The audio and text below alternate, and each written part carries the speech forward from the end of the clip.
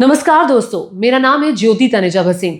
आज मैं बात करने वाली हूँ देश की सबसे बड़ी दाग धोने वाली वॉशिंग मशीन के बारे में। भाई, इस वॉशिंग मशीन की खासियत ये है कि ये फुली ऑटोमेटिक है।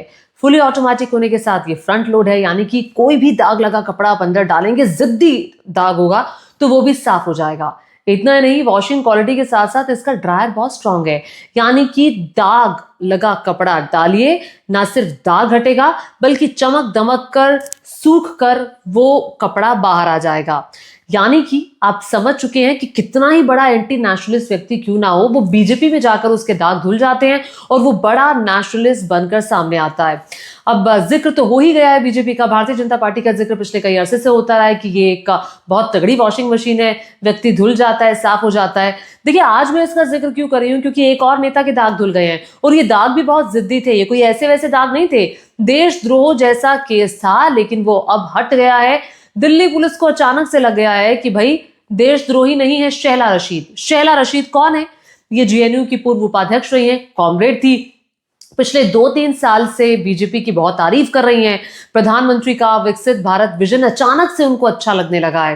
पहले नहीं अच्छा लग रहा था, अचानक से अच्छा लगने लगा है। जब सीए के खिलाफ विरोध हुआ था, ये उसमें भी शामिल हुई थी। अब बीजेपी के कई नेताओं के साथ उनकी तस्वीर भी देखी गई है। अब शैला रशीद जो थी, उन्होंने क्या किया था कि देशद्रोह का मुकदमा दर्ज हुआ। और क्या सिर्फ शैला रशीद ही फेरिस्त में है? फेरिस्त बहुत लंबी है, उसका भी जिक्र मैं आगे करूंगी। लेकिन उससे पहले मैं आपको ये बता दूं कि दिल्ली पुलिस को अचानक से लगने लगा है कि शैला रशीद देशद्रोही नहीं है। जी हाँ, देशद्रोही नहीं है। और उन्होंने पटियाला हाउस कोर्ट में, यानी कि दिल्ली पुलिस ने पटियाला हाउस कोर्ट में बाकायदा अर्जी देकर केस वापस लिया है। दिल्ली के जो उपराज्यपाल है वीके सक्सेना, उन्होंने शैला के खिलाफ मुकदमा चलाने की जो अपनी मंजूरी, जो उन्होंने पहले मंजूरी दी थी, वो वापस ले ली है। जिसके बाद Delhi police Patiala house court गई और उन्होंने अर्जी दी, जिसे पटियाला हाउस कोर्ट ने स्वीकार भी कर लिया। अब शैला रशीद के दाग तो धुल गए, कितने कितने नेताओं के दाग धुले हैं और कितने नेताओं के दाग धुलेंगे, ये भी एक बड़ा सवाल है। और ये दाग कैसे धुल जाते हैं? लेकिन ये दाग जो शैला पर लगा था ना, ये 2019 का दाग था। अब 2019 में शैला ने ऐसा क्या किया था? 2019 में सेना पर सवाल उठाए थे। उन्होंने 18 अगस्त 2019 को एक के बाद एक कई ट्वीट किए और भारतीय सेना पर बड़ा आरोप लगाया, जिसका सेना ने खंडन भी किया। अब ये उन्होंने जो ट्वीट्स किए थे, वो क्या किए थे, ये मैं आपको बता देती हूँ। भारतीय सेना पर कश्मीर के लोगों पर अत्याचार करने का आरोप लगाया था और ये ट्वीट्स मैं आपके सामने यहाँ पर लगा रही हूँ। सशस्त्र बल रात में घरों में घुस रहे हैं, लड़कों को उठा रहे हैं, घरों में तोड़फोड़ कर रहे हैं, जानबूझकर राशन फर्श पर फैला रहे हैं, चावल में तेल मिला रहे हैं। एक के बाद एक कई ट्वीट किए थे। एक और ट्वीट देखिए, शोपिया में 4 लोगों को आर्मी कैंप में बुलाकर उनके साथ पूछताछ हुई, यातना दी गई उन्हें। उनके पास एक माइक रखा गया ताकि पूरा इलाका उनकी चीखें सुन सके और आतंकित हो जाए। इससे पूरे इलाके में डर का माहौल बन गया। ये सशस्त्र बलों पर की गई टिप्पणी थी, ये सेना पर की गई टिप्पणी थी। सेना ने बाद में उसका खंडन किया। आप समझ रहे हैं? इतना ही नहीं, कई बार इस तरह के बयान वो दे चुकी हैं। और देखिए, आप देश में रह करके सेना के बारे में, जवानों के बारे में, यातना की बात कर रहे हैं। देशद्रोह का मुकदमा दर्ज हुआ था उन पर और सेना ने बाकायदा इसका खंडन किया और इस खबर को जो इन्होंने कहा था उसको फेक न्यूज बताया, जिसके बाद शिकायत हुई। और शिकायत उस समय आईपीसी सेक्शन लगा था उन पर, जो कि अब तो बीएनएस के तहत मामले दर्ज होते हैं। आईपीसी का सेक्शन 153A लगा था, 153, 224A, 504, 505 उन पर लगा था। और जिसके अब सीए के खिलाफ भी उन्होंने प्रोटेस्ट किया था। अब बड़ी बात ये है कि अचानक से आखिर ऐसा क्या हो गया कि शैला रशीद सबको, बीजेपी को अच्छी लगने लगी। भाई, ये तो कहा ही जाता है ना कि अगर आप बीजेपी के साथ जुड़ गए हैं तो फिर आपके दाग जो हैं वो धुल जाएंगे। अब सामाजिक सौहार्द को बिगाड़ने जैसा आरोप लगा शैला रशीद पर और अलग अलग समुदाय के बीच वैमनस्य फैलाने का आरोप लगा, दुश्मनी फैलाने का उन पर आरोप लगा। तो जब शैला रशीद दागदार थी, देशद्रोही थी, तो अब दाग धुल कैसे गए? वही सवाल बार बार आकर खड़ा हो जाता है। ये असर क्या बीजेपी की नजदीकियों का है? जाहिर तौर पर इसमें कोई दो राय नहीं है, कोई खंडन नहीं है, क्योंकि भाई, उस तरह के केस में टुकड़े टुकड़े गैंग में तो उमर खालिद का भी नाम होता है ना। उनके दाग अब तक क्यों नहीं धुले? शैला रशीद के ही दाग क्यों धुल गए? क्योंकि वो बीजेपी नेताओं की तारीफ कर रही है, बीजेपी उनको अच्छी लगने लगी है, उनको प्रधानमंत्री नरेंद्र मोदी का विजन विकसित भारत अच्छा लगने लगा है। वरना तो दाग उमर खालिद के भी धुल जाते। क्या आपको लगता है इस बारे में? नीचे कमेंट करके मुझे जरूर बताएगा।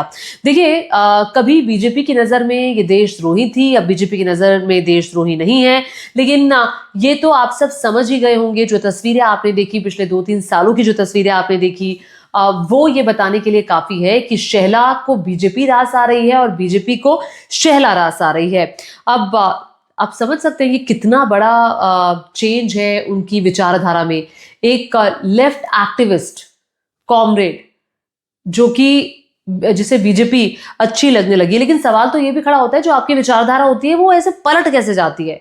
वो बिल्कुल ऐसे बदल जाती है कि जैसे आप उस विचारधारा से कभी जुड़े ही नहीं थे। ये एक्चुअली बहुत समझ से परे चीजें हैं कि एक व्यक्ति की विचारधारा तो विचारधारा रहती है ना, आप कैसे उसको एकदम से पलटी मार जाते हैं। पता नहीं, मुझे ऐसे लोगों के बारे में कुछ समझ में नहीं आता। आपको अगर आता होगा तो प्लीज कमेंट करके जरूर बताइएगा। तो ये इसके पीछे भी शैला की 5 साल की अथक मेहनत है, जिसके बाद दिल्ली पुलिस को भी लगा देशद्रोही नहीं है अब शैला। अब एनीवेज, मैं आपको वो नाम बताने वाली हूं जो जिनके दाग धुल गए बीजेपी में जाने के बाद। आप भी जो मैं नाम आपको बता रही हूँ उसमें ऐड करके कुछ और नाम मुझे भी बता सकते हैं। देखिए, सबसे पहला नाम जो मैं लूंगी वो मैं लूंगी अजीत पवार का। अजीत पवार तो बहुत बड़ा एग्जाम्पल है। उनकी तो संपत्तियां सीज हो गई थी बीजेपी में जाने के बाद। बीजेपी में हालांकि वो नहीं गए, चूंकि अजीत पवार ने अपना गुट बना लिया, एनसीपी में वो थे। अब अलग गुट बनाने के बाद बीजेपी के साथ वो जुड़ गए और उसके बाद उनके दाग जो थे वो धुल गए और अजीत पवार अच्छे लगने लगे। खैर, अजीत पवार कभी भी पलट सकते हैं, ये सभी जानते भी हैं। उनकी जो इनकम टैक्स से जो संपत्तियां थी वो मुक्त हो गई और जो पहले सीज थी। दूसरा नाम मैं लूंगी शुभेंदु अधिकारी का। आप सभी जानते हैं वेस्ट बंगाल में टीएमसी के पहले नेता थे, टीएमसी छोड़ करके वो बीजेपी में आए और उनके भी दाग अच्छे लगने लगे बाद में बीजेपी नेताओं को। हेमंत बिस्वा शर्मा एक बड़ा नाम है। इसके अलावा मैं हार्दिक पटेल का भी जिक्र करूंगी। बीएस येदियुरप्पा का नाम लूंगी। बीएस येदियुरप्पा हालांकि बीजेपी के ही नेता रहे हैं, लेकिन बीच में उन्होंने अपनी पार्टी बना ली थी, फिर वो बीजेपी में आ गए थे। नारायण राणे बहुत बड़ा एग्जाम्पल है। छगन भुजबल इसका बहुत बड़ा एग्जाम्पल है। और फेरिस्त बहुत लंबी है। इस फेरिस्त में जो नाम आपको याद आए नीचे जरूर कॉमेंट में जरूर बता दीजिएगा। तो ये जो मशीन है, इस मशीन ने कईयों के दाग धोए हैं और बड़े बड़े नेताओं के दाग धुले हैं। भले ही वो कांग्रेस पार्टी का हो, कोई लेफ्ट पार्टी का हो, कोई टीएमसी का हो, एनसीपी का अलग गुट हो, शिवसेना बाद में शिवसेना अलग हो गई थी, शिवसेना रही बीजेपी के साथ है, फिर शिंदे गुट हुआ तो वो बिल्कुल बीजेपी के साथ आ गया। तो फेरिस्त बहुत लंबी है और ये फेरिस्त बढ़ती ही जा रही है 2014 के बाद से। आपको क्या लगता है इस वॉशिंग मशीन में जो दाग जितने नेताओं के धुले हैं और उसमें और कितने नाम आने वाले वक्त में जुड़ सकते हैं और किसका नाम जुड़ता हुआ फ्यूचर में आपको दिखाई दे रहा है? नीचे कमेंट करके बताइएगा। और इसी के साथ ही आप मेरे यानी कि ज्योति तनेजा भसीन के चैनल को सब्सक्राइब करना ना भूलिएगा। वीडियो को शेयर जरूर करिएगा। धन्यवाद।